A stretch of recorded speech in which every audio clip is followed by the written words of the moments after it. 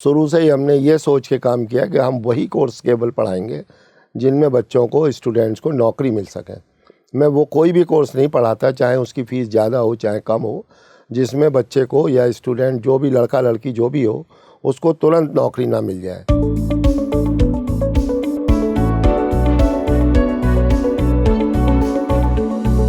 नमस्कार। देश में शिक्षा के क्षेत्र में ढेर सारे बदलाव हो रहे हैं और उन बदलावों में बड़ी भूमिका है जो निजी विश्वविद्यालय हैं या ऐसे लोगों ने जो शिक्षा के क्षेत्र में आए, बहुत छोटे से शुरू किया और फिर बहुत बड़ा विश्वविद्यालय बना जहां उस इलाके के लोग और दूसरी जगहों से भी लोग पढ़ने के लिए आते हैं।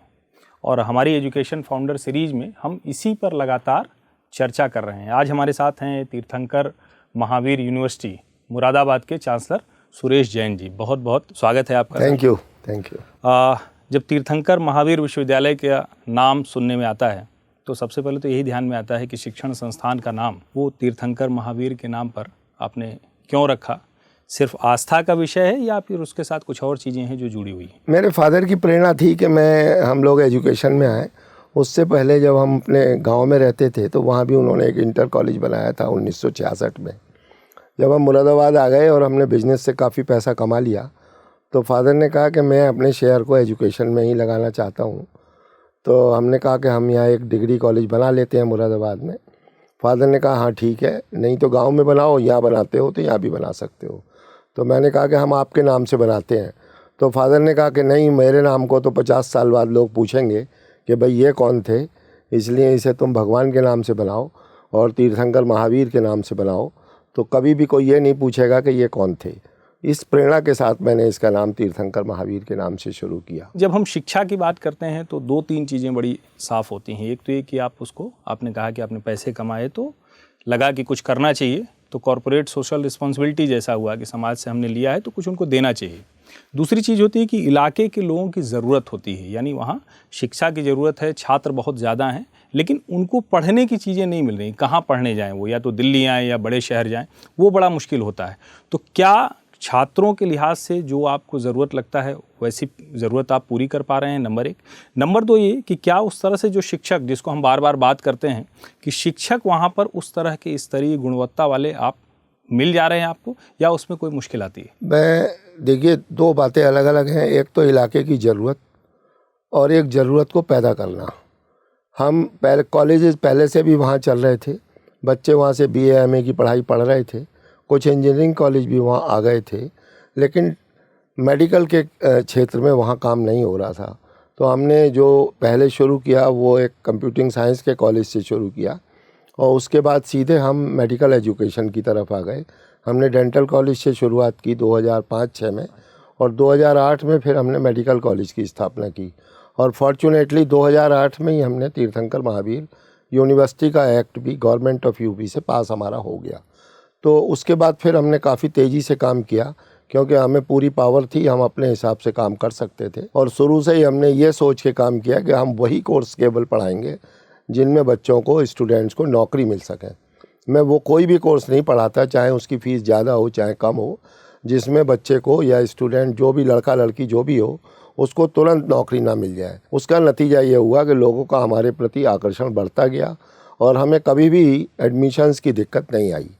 शायद यही वजह है कि फिर आपने बेंगलोर और दूसरी जगहों की जो ऐसे एडवांस जो कोर्सेज प्रोवाइड कराते हैं, ऐसे लोगों के साथ कोलैबोरेशन किया है और ऐसे कोर्सेज आपने पिछले 3-4 सालों में कई लॉन्च किए हैं। उन कोर्सेज को लेकर मुरादाबाद के छात्रों में किस तरह का रिस्पांस है, किस तरह से पढ़ने के लिए? देखिए, कोई भी नई चीज़ जब आप लाते हैं तो हिचक होती है क्योंकि हम बहुत ही गरीब इलाके में रहते हैं। बच्चों के पास, उनके पेरेंट्स के पास बहुत ज़्यादा पैसा नहीं है और जो बहुत बड़े लोग हैं वहाँ, वो निश्चित रूप से बाहर पढ़ने चले जाते हैं, इंडिया के बाहर या बेंगलोर या और बड़ी जगह।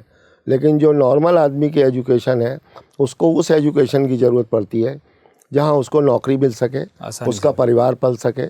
अब आप देखिए, नर्सिंग करके कोई लड़का लड़की अगर हमारे यहाँ से जाता है, 3 साल 4 साल की उसकी पढ़ाई के बाद उसको 20,000 25,000 की नौकरी पक्के तौर से मिल जाती है। संयोग से आपके विश्वविद्यालय जाने का मुझे अवसर मिला है।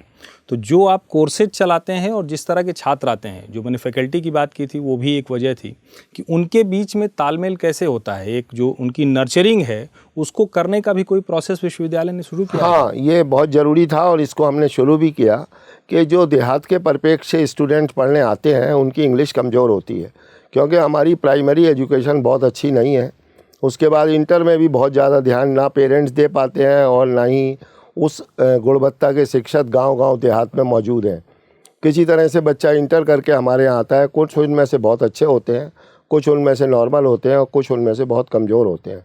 तो हम सबसे पहला काम उनको ये करते हैं कि हालांकि हमारे किसी भी कोर्स में इंग्लिश का पढ़ाना आवश्यक नहीं है, लेकिन हम हर साल हर पहले ही सेमेस्टर से इंग्लिश का ज्ञान देना भी शुरू करते हैं, तो जिसके साथ साथ वो आगे बढ़ने लगता है और उसको जो टेक्निकल एजुकेशन है वो समझ में आने लगती है, तो उसके रिजल्ट्स अच्छे आते हैं। तीर्थंकर महावीर विश्वविद्यालय जो कि डेंटल इंजीनियरिंग और इस तरह की चीज़ों पर ज़्यादा फोकस है, लेकिन कुछ वोकेशनल कोर्सेज भी आपने शुरू किए और उस इलाके की ज़रूरत देखते हुए जो सोशल साइंसेज हैं और दूसरे कोर्सेज, तो आपका फोकस उस तरफ बढ़ेगा या फिर मेडिकल और डेंटल में ही आपका फोकस ज़्यादा रहने वाला है? मेरा फोकस देखिए इंजीनियरिंग में भी हमारा फोकस है और लॉ में हम बहुत काम करते हैं। अभी इसी बार जैसे हमारे अपने कॉलेज से 4 बच्चे जज बने, तो इससे एक बड़ा भारी एक लोगों में क्रेज़ आया है। अब हर बच्चा जो इंटर में ठीक से पढ़ रहा है, वो उसके पिताजी, उसके पेरेंट्स और वो खुद लॉ की 5 साल की पढ़ाई की तरफ आकर्षित हो रहा है।